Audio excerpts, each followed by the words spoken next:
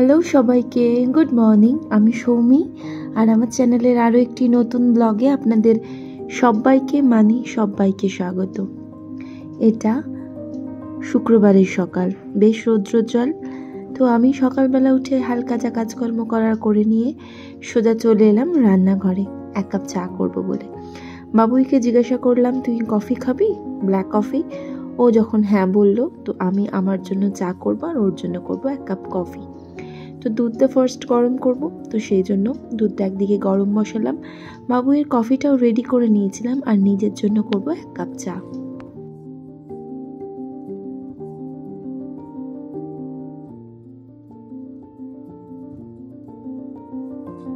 আমি খুব একটা চা খেতে ভালোবাসি না। আমার ব্লগ যারা রেগুলার দেখেন বা আমাকে যারা পুরনো দেখছেন তারা জানেন।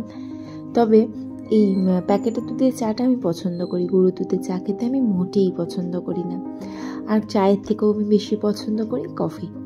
আর আমি এখন, আপনারা ভাবতেই পারেন তো সকালে তাহলে তুমি চা খাও কেন? আমি সকালবেলা চা খাই একমাত্র বিস্কুট খাওয়ার জন্য। ওই বিস্কুটে ডুবিয়ে চা খেতে আমার সেরা লাগে। তো যাই হোক, বাবুই বড় ঘরে ছিল, তো ওকে বড় ঘরে চা দেবো, আর আমিও চলে গেলাম ওর সাথে খাবো বলে সোজা বড় ঘরে।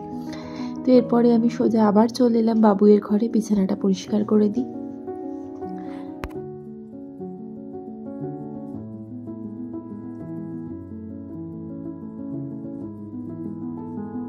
শীতটা পরিপরি করেও পড়ছে না ঠিকঠাক, আর সেই জন্য না এই ঘরটা মোটামুটি গরম গরম লাগলেও আমাদের ওই বড় ঘরটাতে না বেশ ঠান্ডা। রাত্রেবেলা না মানে ভালো করে চাদর গায়ে না দিলে মোটা খুব ঠান্ডা লাগে। এই ঘরে এখন বাবুই আমার সাথে শোয়, সেই জন্য বই খাতা নিয়ে ওই ঘরে চলে যায়, আর এই ঘরটা বেশিরভাগ সময় তমালই পরিষ্কার করে দেয়। তো যাই হোক, আজকে তমাল পারেনি, সেজন্য আমি এই ঘরটা আজকে একটু গুছিয়ে নিচ্ছিলাম।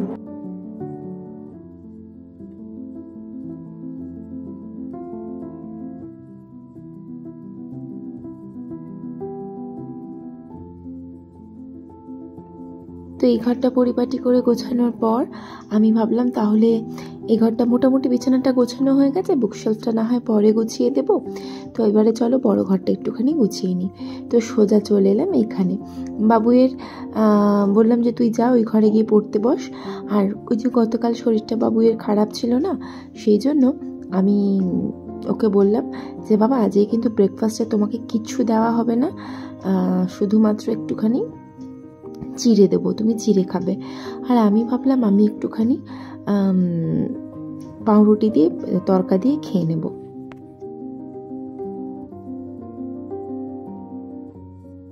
আসলে সংসার করা তো আর চারটিখানি কথা না, সারাদিনই বুদ্ধি খাটিয়ে কাজ করতে হয়, বুদ্ধি খাটিয়ে A to Z করতে হয়। আর এটা একটু বেশিই বুদ্ধি লাগিয়েছি আমি।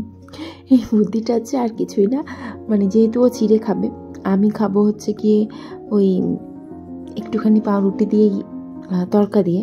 তো এই সমস্ত ভাবছি, আর বেশি বুদ্ধি কথা বলতে গিয়ে হঠাৎ মনে পড়লো আজকে বাড়িতে একজন আসবেন, তাকে তো আর ছিঁড়ে পাউরুটি দেওয়া যায় না, তো তাকে তো একটা কিছু স্পেশাল করে দিতে হবে। তো সেই জন্য ভাবলাম একটুখানি স্যান্ডউইচ বানাবো। তো চলে এলাম, আবারও রান্নাঘরে তিনি এসেছেন, তো সেজন্য একটুখানি এগ স্যান্ডউইচ বানাবো বলে ডিম সেদ্ধ করে নিয়েছিলাম।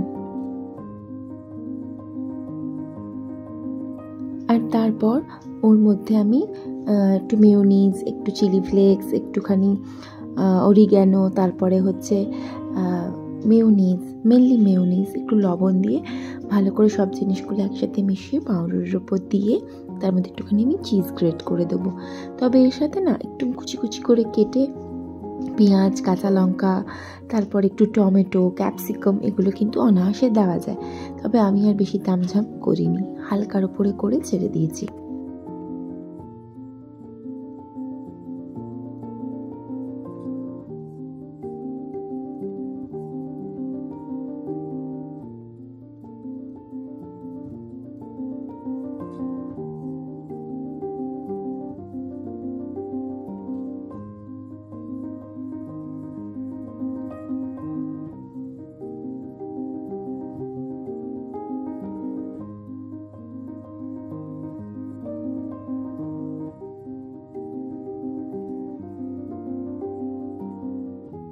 তো এদিকে স্যান্ডউইচটা কমপ্লিট করলাম, আর আমি চলে এলাম আমার বড় ঘরে একটুখানি খাবো বলে। মানে আর ডাইনিংয়ে বসে খেতে ইচ্ছা করছিল না, সোজা চলে এলাম বড় ঘরে, খাটে বসে বসে খাবো। তো আমার খাবারটা আমি কমপ্লিট করি, আরও তো টুকটাক কাজ আছে। তবে আজকে যেহেতু তমাল বাজারে যাবে সেজন্য না খুব বেশি রান্না করব না, শুধু ঝোল ভাত। আর ওই যে বললাম গতকাল বাবুর শরীরটা খারাপ ছিল, তার জন্য তমাল বলেছে পিঙ্কি একটু জিওল মাছ আনি। আর জিওল মাছ আমি একেবারে খেতে পারি না, মানে জিওল মাছের ঝোলটাও আমি খাই না, আমার এত অস্বস্তি হয়, মাছগুলো দেখলেই আমার শরীর খারাপ করতে থাকে। তো সেই জন্য ওর বাপ বেটার জন্য বানাবো ওই জিওল মাছের ঝোল, আর আমি শুধুমাত্র একটু ডাল আছে, একটা ডিম ভাজবো অথবা চিপস দিয়ে খেয়ে নেবো। তো এদিকে গতকাল তো আমার ডিম নিয়ে এসেছিলো, সেগুলো আমি ধুয়ে রেখেছিলাম রাত্রিবেলা, তো সেই ডিমগুলো ফ্রিজের মধ্যে আমি তুলে দিলাম। আর হালকা ফুলকা কিছু কাঁচের বাসন ছিল, যেই বাসনপত্রগুলো একটু মেজে নেব।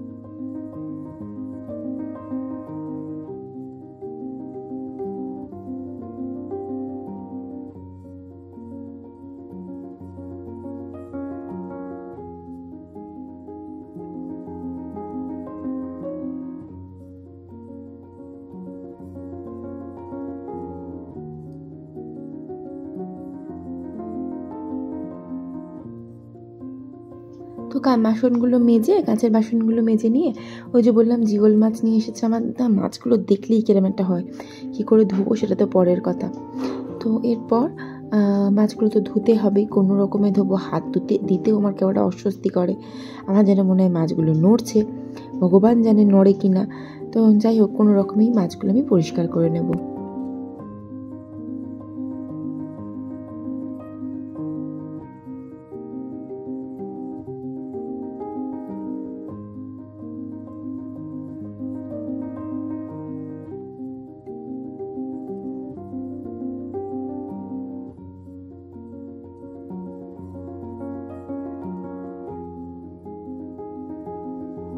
তো মাছগুলো কোনো রকমে পরিষ্কার করেছি বাপু, আমি জানি না কিরম পরিষ্কার হয়েছে। তার মধ্যে আমি একটু লবণ হলুদ মাখিয়ে নিলাম। আর এদিকে আমার মন ভোলানোর জন্য নিয়ে এসেছিল আমার প্রিয় মৌরলা মাছ। মৌরলা মাছগুলো দেখে আমি খুব খুশি, তবে এতটা মাছ ধোয়া পরিষ্কার করাটা কিন্তু বেশ চাপের। তো এই কাজগুলো এখন আমি নিজেই করে নেব।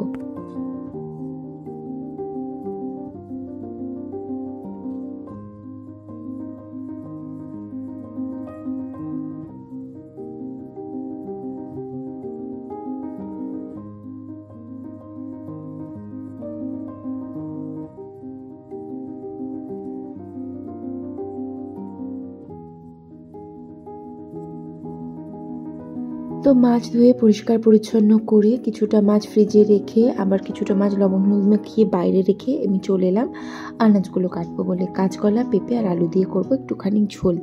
এই রেসিপিটা আমি আমার শ্বশুর বাড়ি আর বাপের বাড়ির মিক্স রেসিপি। মানে এখানে জিরে ভেজে গুঁড়ো করে দেয়, বেশ ভালোই লাগে খেতে, মানে এই মাছ ছাড়া যে ঝোলটা আমি খাই। আর আমার বাড়িতে ওই জিরের গুঁড়োটা দেয় না। তো যাই হোক, আনাজপত্রগুলোকে টুকটুক করে কেটে নিই।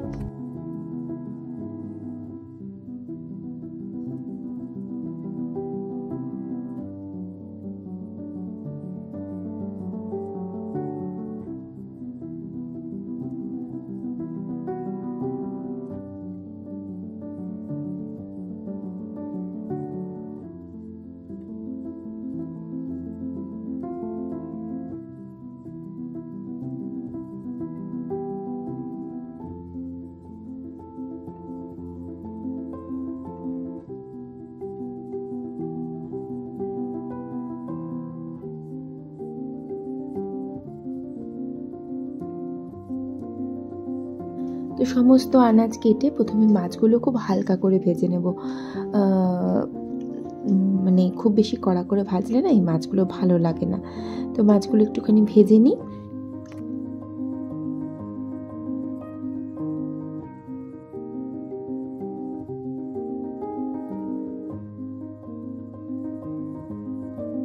আর যেহেতু জিওল মাছ মানে আঁশ নেই, মাছগুলোতে ভীষণ ফাটবে, সেই জন্য না আমি ঢাকা দিয়ে দিয়েছিলাম। তারপরে মাছগুলো তুলে ওই তেলের মধ্যে কাঁচকলা, পেঁপে, আলুটা দিয়ে একটুখানি নাড়াচাড়া করে 5 ফোড়ন দিয়েছিলাম। আর বেসিক কিছু মশলা, একটু হলুদ, ধনিয়া, জিরে গুঁড়ো দিয়ে একটু নাড়াচাড়া করে আমি প্রেসার কুকারের মধ্যে দিয়ে দেবো।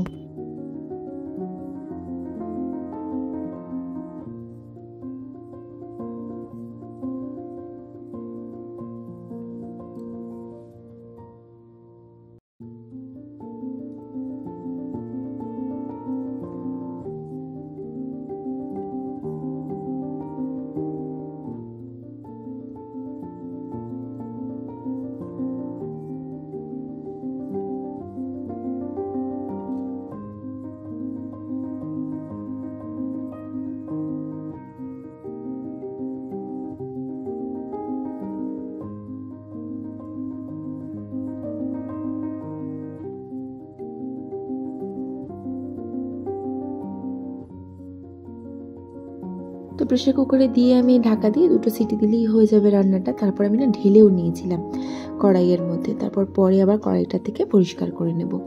এদিকে রান্না বান্না হয়ে গিয়েছিল একদম। তো ঘরদোরটা একটুখানি ঝাড় দিয়ে পরিষ্কার করে নিই। তারপরে মনে পড়েছে এই রাম, ছাদে তো অনেক জামা কাপড় আছে, সেগুলো তো তুলতে হবে। তো ঝটপট করে আগে ঘরদোরটা ঝাড় দিয়ে তারপরে আবার দৌড় লাগাবো ছাদে।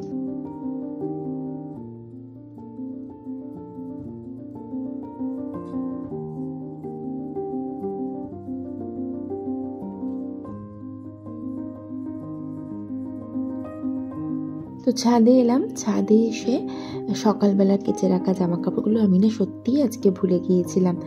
আসলে আমি তো ব্যালকনিতে বেশিরভাগ সময় মেলি, আর তখন মা ছিল।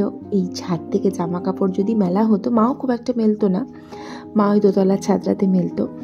তো ওইখানে ছাদে খুব একটা আসতো না, তাও যদি আসতো মা ঠিক মনে করে তুলে দিত। মা তো নেই, কি আর করবো। যাই হোক, জামা কাপড়গুলোও তুলে নিলাম।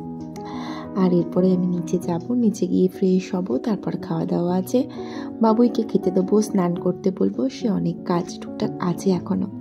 তো ব্লগটা আমি আজকে এখানেই শেষ করলাম। ভালো লাগলে প্লিজ পাশে থেকে যাবেন। ভিডিওটা দেখার জন্য থ্যাংক ইউ সো মাচ। দেখা হচ্ছে নেক্সট ব্লগে। Till then tata.